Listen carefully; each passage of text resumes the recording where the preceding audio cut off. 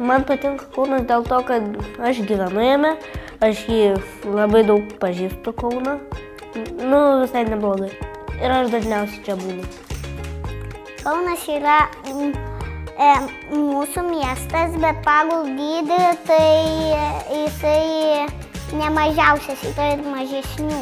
Kaunas yra labai ramus miestas, ten mandagūs žmonės ir labai geras mokytojas ir mokykla. Aš kaip kaunietė, tai man visada būdavo pavydu, kad Vilniaus vaikai turi didesnės galimybės, didesnį pasirinkimą kitokių mokyklų. Ir ta Karalienės Mortos mokykla, tai reikia, todėl kad tai yra kitos galimybės. Kodėl Kaunui reikia? Tai aš manau, ne tik Kaunui reikia.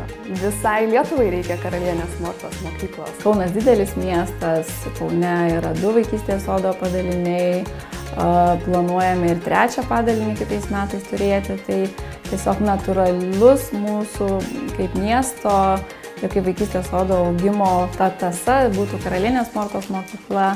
Visiškai viskas kitaip. Ir man kaip kaunietė, man džiugu, kad ir Kauno vaikai turi tą pasirinkimą.